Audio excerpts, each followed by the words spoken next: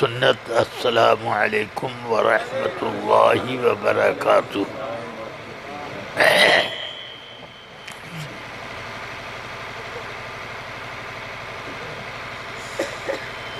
سبحان اللہ والحمد للہ ولا الہ الا اللہ واللہ اکبر، والصلاة والسلام على سيدنا ومولانا محمد نور الله الأنور وعلى آله المصابيح الغرر وأصحابه السرج الزهر، أما بعد، وأعوذ بالله من الشيطان الرجيم، بسم الله الرحمن الرحيم، يا أيها الذين آمنوا اتقوا الله وكونوا مع الصادقين، صدق اللہ العلی العظیم۔ آپ تمام حضرات عقیدت و محبت کے ساتھ نذرانے درود و سلام بارگاہ سید الانام میں پیش کرنے کی سعادت حاصل کریں۔ اللہم صلی علی سیدنا و مولانا محمد معدن الجود والکرم، منبع العلم والحلم والحکم، وعلى آلہ واصحابہ وبارک وسلم۔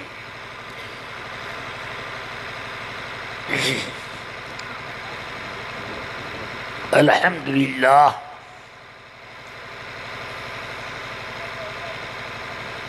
حضرت علامہ مفتی اختر حسین صاحب دیدہ مجدہو نے ایسی تقریر فرمائی کہ ہم لوگوں کا ایمان جوان ہو گیا، اس میں تازگی آ گئی۔ اللہ تبارک و تعالی ہمیشہ ان سے دین و ایمان باقی رکھنے کی خدمت لیتا رہے اور انہیں توفیق دے کہ لوگ ان کی بات سنیں اور اس پر عمل کریں۔ آج کل علماء کی تعداد بہت بڑھتی جا رہی ہے، مگر اسی کے ساتھ صلح کی کلیت اور بد مذہبی کی بھی تعداد زیادہ ہوتی جا رہی ہے۔ اس میں اسباب تلاش کرنے کی ضرورت نہیں ہے، بالکل سبب ظاہر ہے کہ اللہ اور اس کے رسول نے حکم دیا ہے کہ بد مذہبوں سے صاحب سلام، میل جول، اٹھک بیٹھک بند کرو، ان کے ساتھ تعلق رکھو گے تو وہ تمہیں گمراہ کر دیں گے۔ مسلم شریف میں رسول پاک کی حدیث ہے، سیأتی علیکم دجالون کذابون یحدثونکم بما لم تسمعوا انتم ولا آباؤکم فإیاکم وإیاہم لا یضلونکم ولا یفتنونکم۔ فرمایا، ارشاد ہے آقا کائنات کا کہ ایسی جماعت پیدا ہونے والی ہے جو نمبری جھوٹے زبردست فریب کار دجال ہوں گے۔ وہ لوگ تم سے ایسی باتیں کریں گے جو نہ تم نے سنی نہ تمہارے باپ دادا نے. ان سے بچ کر رہنا اور انہیں دور ڈھکیل کے رکھنا. کیوں کہ قریب آئیں گے تو تم کو گمراہ کریں گے، بے ایمان بنائیں گے، فتنے میں مبتلا کریں گے. اس لیے آقا کائنات صلی اللہ علیہ وسلم نے یہ تاکید فرمائی. ہم لوگ بد مذہبوں سے صاحب سلام ملنا جلنا، ان کی دعوت کرنا اور ان کی دعوت کھانا، ان سے لین دین کا بھی کوئی معاملہ نہیں رکھتے. ہم کو یہ سبق ہمارے استاد حضور حافظ ملت نے دیا. یہ تعلیم ہمارے پیر و مرشد سرکار مفتی اعظم نے دی. اور یہ طریقہ عمل بارگاہ سیدنا اعلی حضرت سے ملا. اس لیے کبھی کوئی دیوبندی ہم کو سلام کرنے آتا ہے؟ کوئی دعوت دینے آتا ہے؟ آپ کے ہاں کیوں آ جاتا ہے بتائیے؟ آپ اس کو بلاتے ہو تو وہ بھی آتا ہے اپنے یہاں بلانے کے لیے. ہم نہ بلاتے ہیں اور نہ جاتے ہیں. اس وجہ سے ہمارے دین پر، ہمارے ایمان پر ایک خراش بھی نہیں آتی.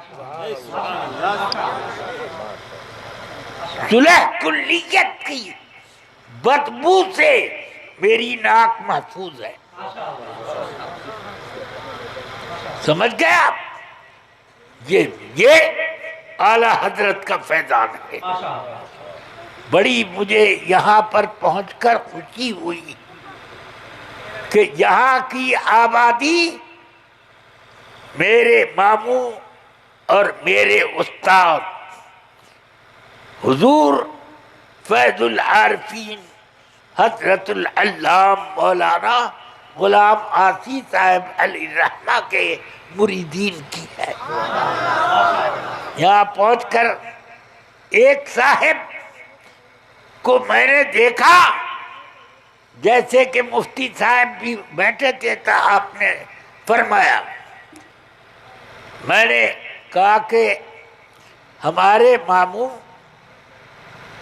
حضرت فیض العارفین کے سلسلے کے یہ بزرگ یہ معلوم ہوتے ہیں. انہوں نے کہا ہاں، میں آپ کے ماموں حضرت آصف پیا کا مرید ہوں اور اس گاؤں میں انہی کے مریدین زیادہ ہیں. تو مجھے بڑی خوشی ہوئی کہ واہ، میں تو اپنے خاندان میں آ گیا. راستے بھر میں سوچ رہا تھا کہ آخر جہاں جا رہا ہوں ان سے نہ جان نہ پہچان، پتہ نہیں کیسے لوگ ہوں گے، مگر پہلی ہی نشست میں مجھے اس بات کا علم ہوا. آپ نے کبھی ان کو دیکھا؟ اگر مرید ہو تو بتاؤ کہ تمہارے پیر دیوبندیوں کی دعوت کرتے تھے؟ ان کے پاس آئے تو ان کو خوب ہنسی خوشی سے ملاقات کرتے تھے؟ سبحان اللہ، بڑے سخت تھے ان معاملات میں. اور ان کا موٹا تھا، چھوٹا تھا، کبھی کبھی میں نے دیکھا کہ وہ تان لیتے تھے جب معلوم ہوتا تھا. اور یہ انہوں نے غلط نہیں کیا۔ رسول پاک صلی اللہ علیہ وسلم نے ارشاد فرمایا میری امت میں 73 فرقے ہو جائیں گے، کلہم فی النار الا واحدہ، سب جہنمی ایک جنتی، سب جہنم میں جائیں گے ایک جنتی ہوگا۔ صحابہ نے عرض کی یا رسول اللہ من ہم، وہ جنتی کون لوگ ہیں، ذرا پہچان پکی کروا دیجیے۔ ہمیں 72 کو پہچاننے کی کیا ضرورت، ان سے نہ لینا نہ دینا، ایک بتا دیجیے اس کو پکڑ کے اپنے ساتھ رکھیں۔ یہ مطلب تو سرکار نے فرمایا ما انا علیہ و اصحابی، وہ لوگ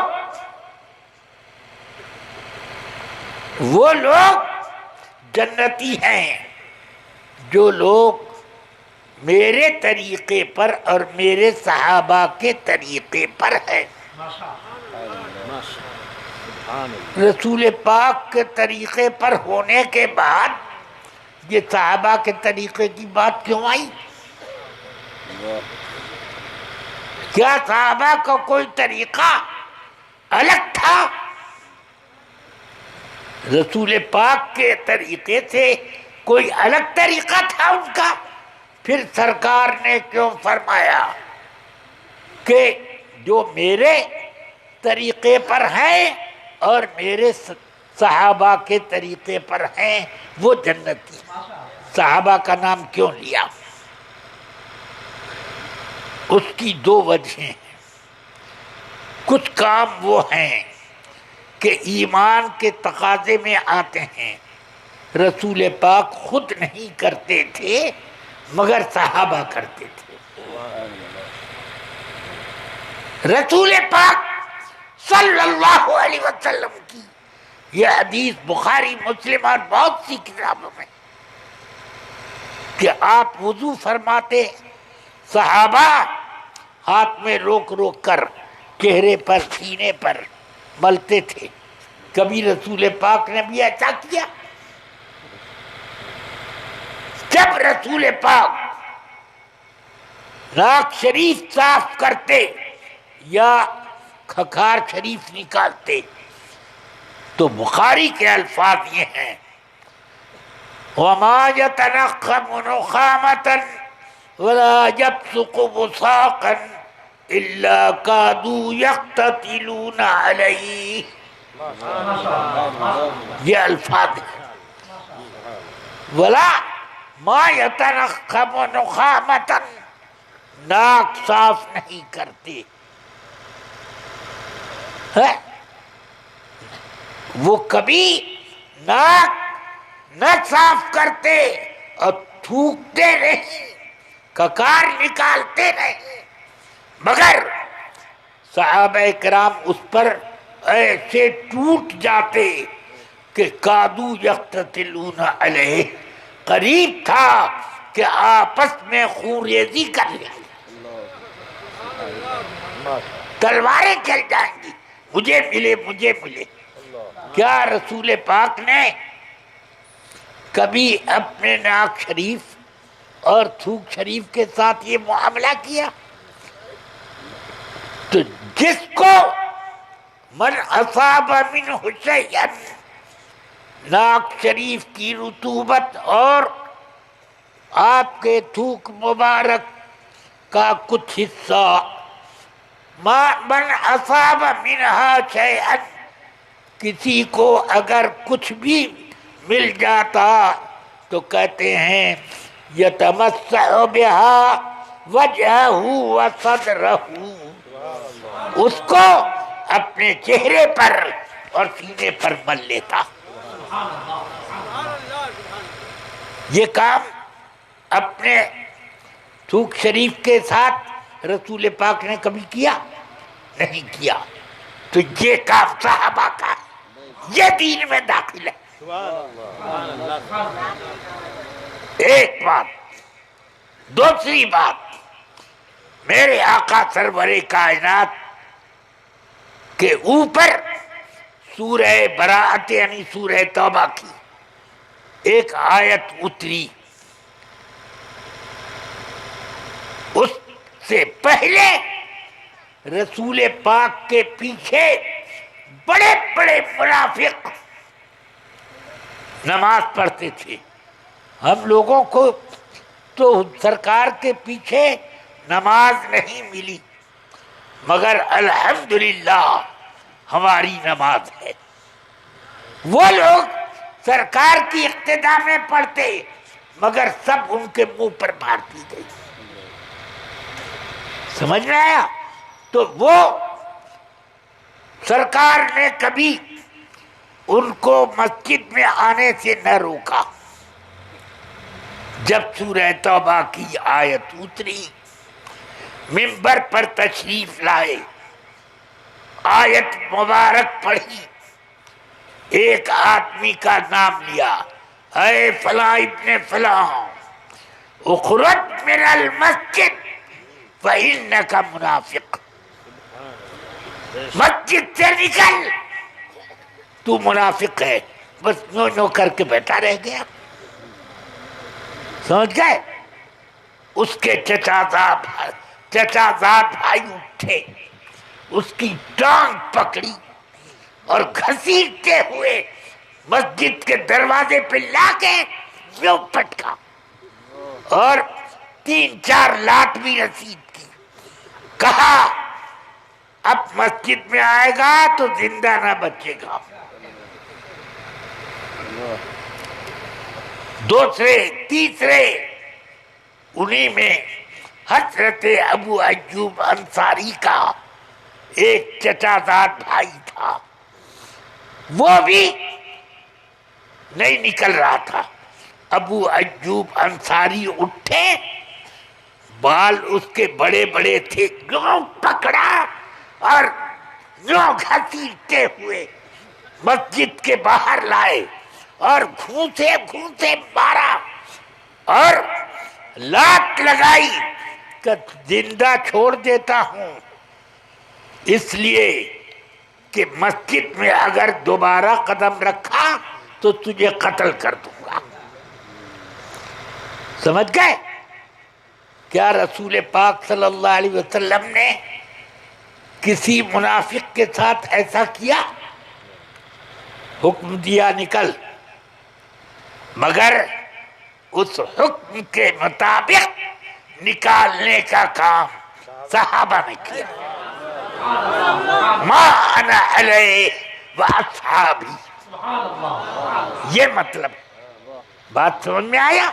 بھائی میری بات تو اس لیے ما انا علیہ پر بات ختم ہو جاتی تو آج نہ معلوم کتنے بڑے بڑے صلح کلی سانپ بن کر کے ہلاک ہو دستے،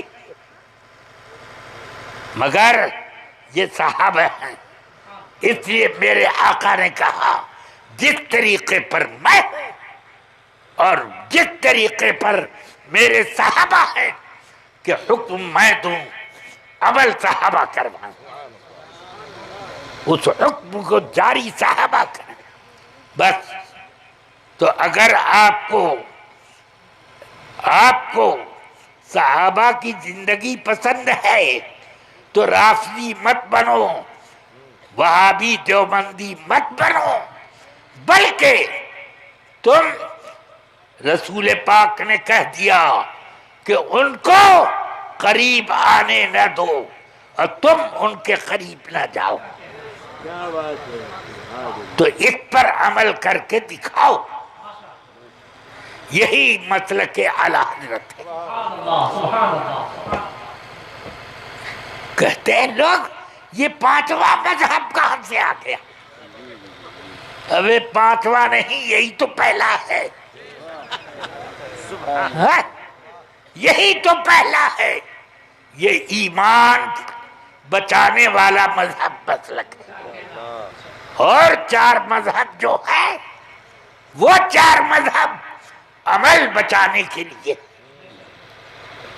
اور چاروں امام ایمان بچانے پر ایک ہے۔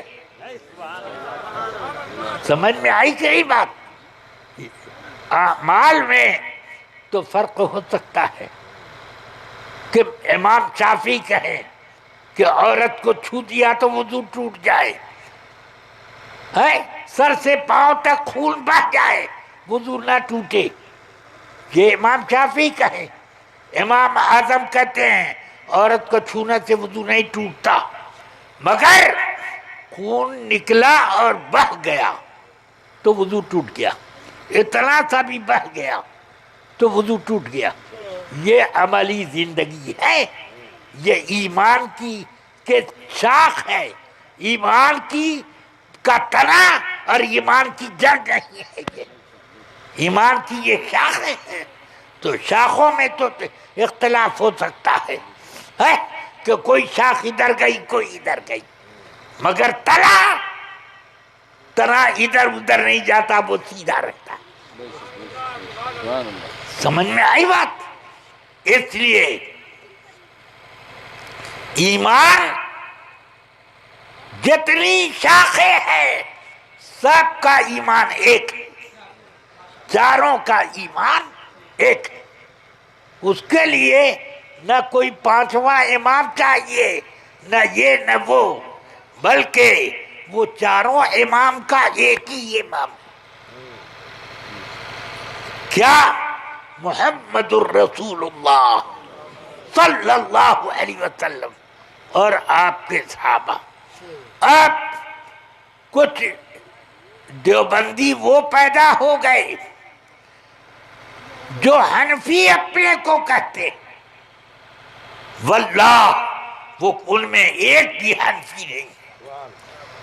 اگر حنفی ہوگا تو امام ابو حنیفہ جن کو کافر کہتے ہیں وہ خود اپنے کو کیوں نہیں مانتا؟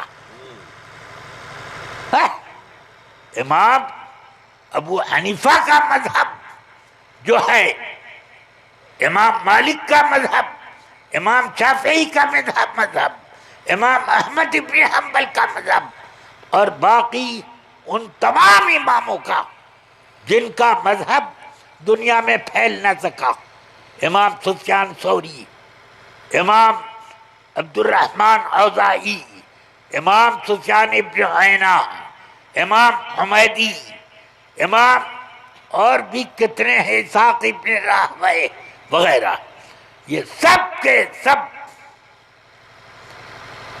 ایک بات پر متفق ہیں، رسول پاک صلی اللہ علیہ وسلم کو اللہ نے بے مثل و بے مثال بنایا۔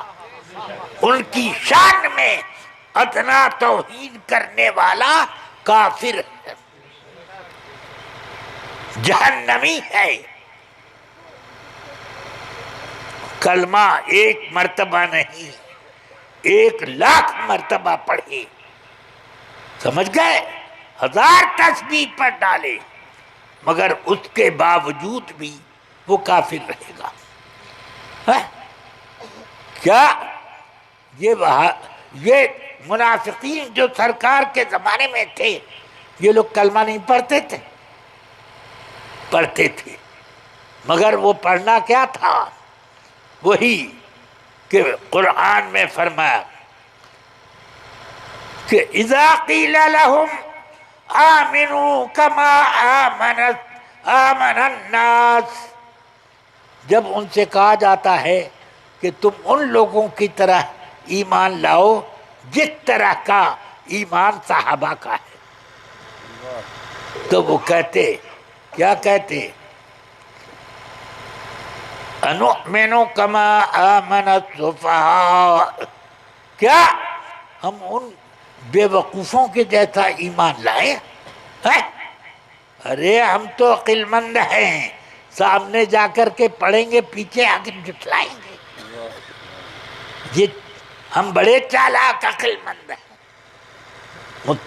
مسلمانوں کے سامنے پڑھیں گے، اذا لقوا الذین آمنوا قالوا آمنا وَإِذَا خَلَوْا إِلَىٰ شَيَاطِينِهِمْ قَالُوا إِنَّا نَحْنُ مَعَكُمْ إِنَّا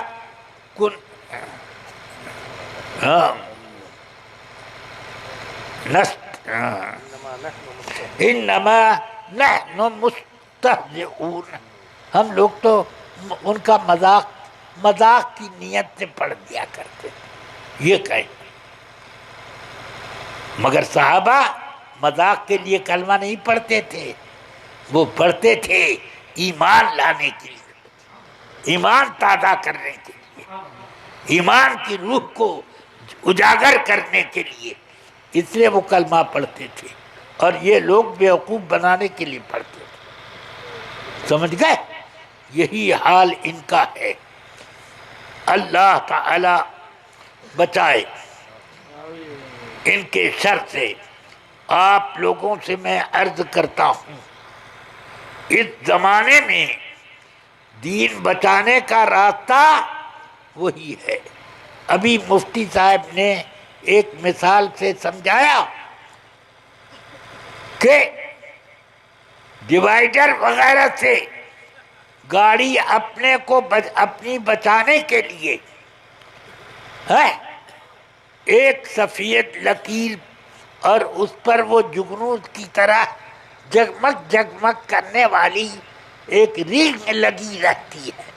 اس کا رہنا آدمی کے ایکسیڈنٹ اور گاڑی کے ایکسیڈنٹ سے بچاؤ کا طریقہ ہے. سمجھ میں آئی بات؟ ہاں، مگر اسی کے لیے وہ جگ جگ کرے گا جس کی گاڑی میں لائٹ ہو. سمجھ میں آیا؟ اور جس کی گاڑی میں لائٹ نہ ہو وہ ہزار وہ جگ جگ کرنے والا رہے، جگمگائی بھی نہیں کرے گا، سفید پٹی نظر ہی نہیں آئی. سمجھ میں آئی بات؟ وہ تو لڑے گی، ٹکرائے گی، وہ گاڑی گڈھے میں گرے گی، کبھی پل پر سے نیچے وہ اپنا غسل کرنے اتر آئے گی.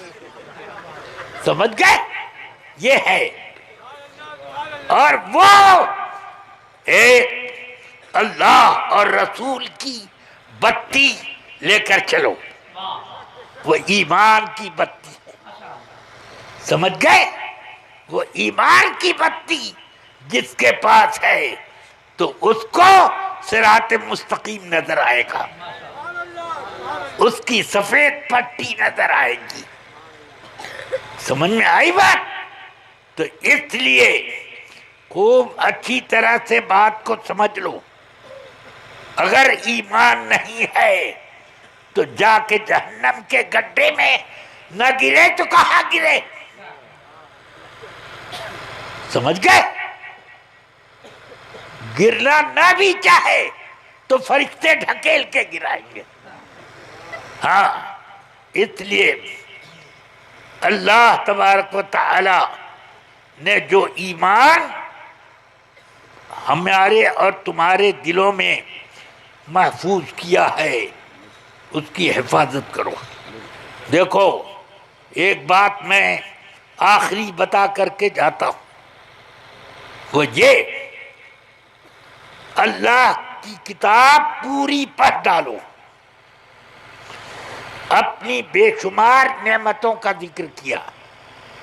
فرمایا اللہ نے تمہارے اوپر پانی برسایا، ہوائیں چلائیں، سبزے اگائے، تمہارے لیے کھانے پینے کی چیزیں پیدا کی، فلاں فلاں جانوروں کو کھانے کے لیے پیدا کیا، فلاں فلاں جانوروں کو سواری کے لیے پیدا کیا. یہ ہے کہ نہیں قرآن میں؟ تمہیں 2 آنکھیں دی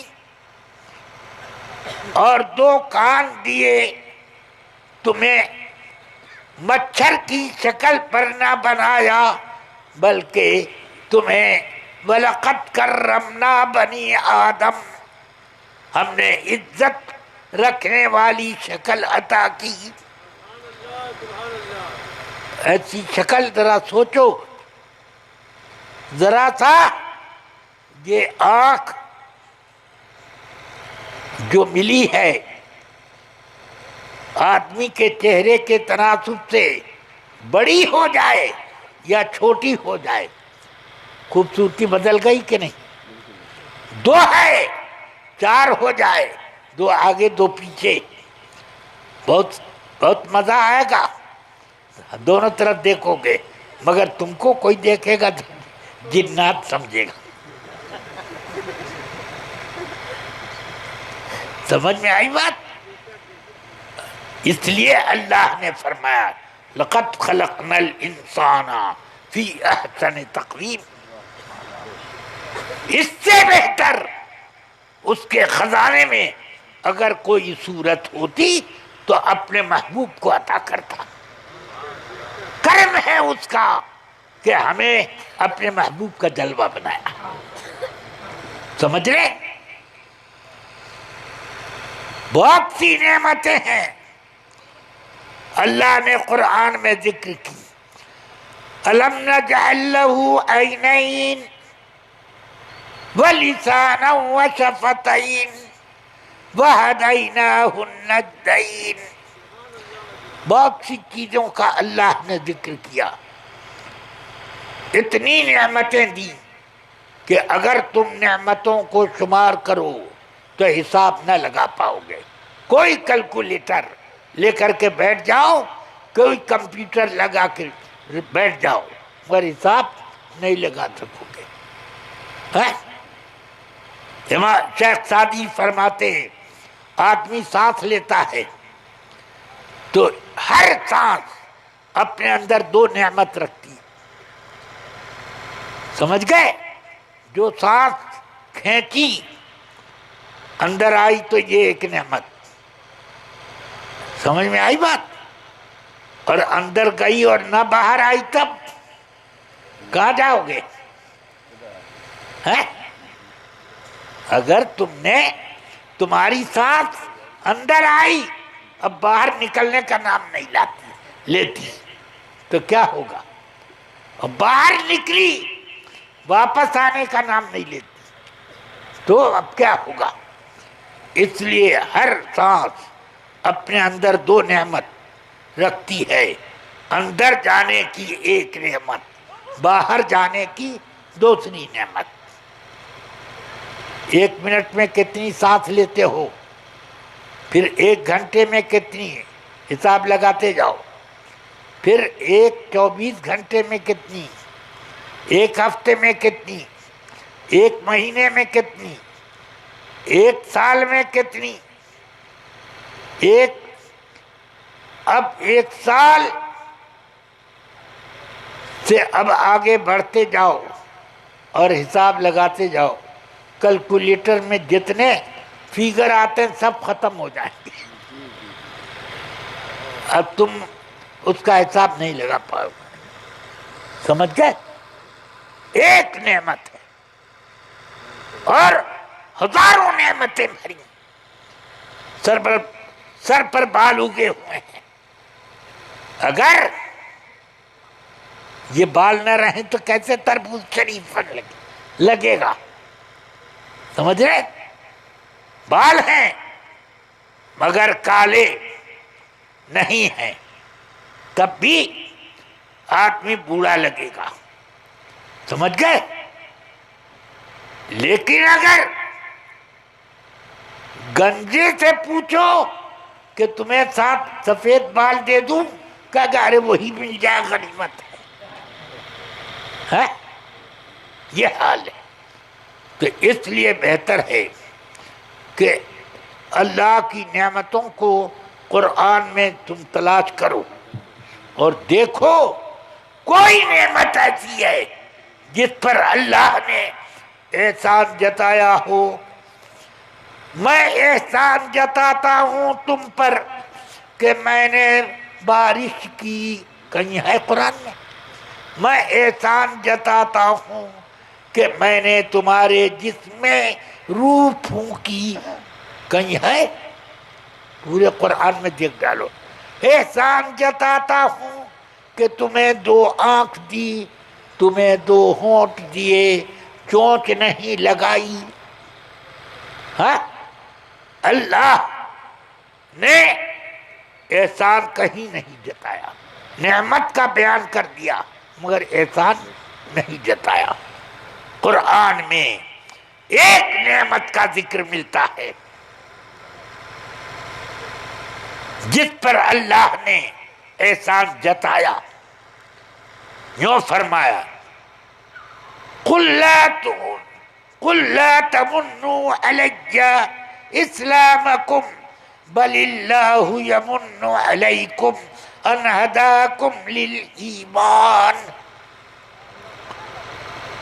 اے پیارے محبوب، اعلان کر دیں کہ لوگوں، تم میں سے کوئی اپنے مسلمان ہونے کا احسان میرے اوپر نہ رکھے کہ یا رسول اللہ آپ اکیلے تھے، ہم مسلمان ہو گئے تو آپ کی طاقت بڑھ گئی، میجورٹی آپ کے پاس ہو گئی۔ یہ احسان کوئی نہ جتائے، بلکہ اللہ احسان جتاتا ہے کہ تمہیں ایمان کی دولت دی، بل اللہ یمن علیکم، اللہ تم پر احسان جتاتا ہے کہ تمہیں ایمان کی ہدایت دی۔ کتنی نعمتیں دی کہ جن کا شمار نہیں، احسان نہیں جتایا مگر ایمان کی دولت دی، احسان جتایا۔ اس سے پتہ چل گیا، کیا پتہ چلا؟ کہ اللہ کے نزدیک کوئی نعمت احسان جتانے کے لیے نہیں ہے، ہاں ایمان کی دولت احسان جتانے کے لیے۔ آدمی کروڑ پتی بن جائے اور اس کا بینک بیلنس دنیا کے اندر اس درجے میں ہو کہ سب سے بڑا مالدار مانا جائے، سب سے زیادہ خوبصورت ہو، سب سے زیادہ اس کے پاس پراپرٹی ہو، سب سے زیادہ اس کے ساتھ میجورٹی ہو، سب کچھ ہو، مگر یہ سب نعمتیں فنا ہونے والی ہیں، اور ایمان یہ وہ دولت ہے جو ہمیشہ باقی رہے گا، باقی رکھے گا۔ اور کفر یہ بھی ایک اللہ تعالی نے جس کو کفر دے دیا وہ ہمیشہ جہنم میں رہے گا، بھلے قیامت کے دن افسوس کرے کہ لو کننا نسمع او نعقل ما کننا من فی اصحاب السعیر۔ اگر ہم رسول پاک کی بات سنتے اور اس پر عمل کرتے تو ہم جہنم میں نہ جاتے۔ قیامت تمہیں تو یہ کہیں گے، مگر دنیا میں وہ کچھ اور کر رہے۔ بات بہت ہو گئی، اب میں صرف یہ کہنا چاہتا ہوں کہ ایمان وہ دولت ہے کہ کوئی نعمت اس کے برابر نہیں۔ قرآن مجید میں یاد آیا ایک اور نعمت کا ذکر ہے جس پر احسان جتایا، لقد من اللہ علی المؤمنین اذ بعث فیہم رسولا۔ بے شک اللہ نے مسلمانوں پر احسان جتایا ہے کہ ان میں اپنا سب سے برگزیدہ رسول بھیجا۔ تو رسول پاک کے بھیجنے کو پر احسان جتایا، ان کا امتی بنایا، یہ ہم پر احسان جتایا اللہ نے۔ تو یہ آپ مت سمجھ لیجئے گا یہ تو چیز ہے، اللہ کی سرتاب قدم شان ہے، یہ انسان ہے، انسان وہ انسان ہے۔ یہ قرآن تو ایمان بتاتا ہے انہیں، اور ایمان یہ کہتا ہے میری جان ہے۔ تو یہ دو چیزیں نہیں ہوئیں، وہ ایمان بھی ہیں اور وہ اللہ کے پیارے رسول بھی ہیں۔ صلی اللہ تعالی علی النبی الکریم وآلہ وصحبہ اجمعین۔ میں نے جتنی باتیں کہی یہ باتیں سب کیا ہیں؟ یہی باتیں قرآن کی بنیادی تعلیمات ہیں، یہی رسول پاک کے احادیث کا خلاصہ ہے، اور یہی مذہب اہل سنت ہے، اور یہی مسلک اعلی حضرت ہے۔ سمجھ گئے؟ جو لوگ کہتے ہیں کہ یہ پانچواں مذہب کہاں سے آ گیا، وہ پگلا گئے ہیں، دشمنی میں ایسے کہتے ہیں۔ اور دوسری بات خوب اچھی طرح یاد رکھو، جس کو اپنا ایمان بچانا ہے اعلی حضرت سے اس زمانے میں محبت رکھے، جو اعلی حضرت سے محبت رکھے گا وہ اس کو شیطان بہکا نہیں سکتا۔ تبلیغی دورہ کرنے والے لوگوں کو بہکانے والے دروازے دروازے جاتے ہیں، تمہارے دروازے پہ آئے وہ کوئی اور تم اتنا کہہ دو، وہ تو کہے گا صاحب آج ہمارے گشت کا دن ہے، مولوی صاحب قرآن حدیث سنائیں گے، آپ آئیے گا۔ آپ اتنا کہہ دیجئے میں بریلی کے اعلی حضرت والا ہوں، وہ سرپٹ بھاگے گا جیسے شیطان پر لاحول پڑ دیا گیا۔ یہ حالت تو اس سے سمجھ میں آیا کہ ایمان کی حفاظت اعلی حضرت سے ہوتی ہے۔ بس اللہ تعالی مجھے آپ کو توفیق خیر عطا فرمائے۔ السلام علیکم ورحمۃ اللہ تعالی وبرکاتہ۔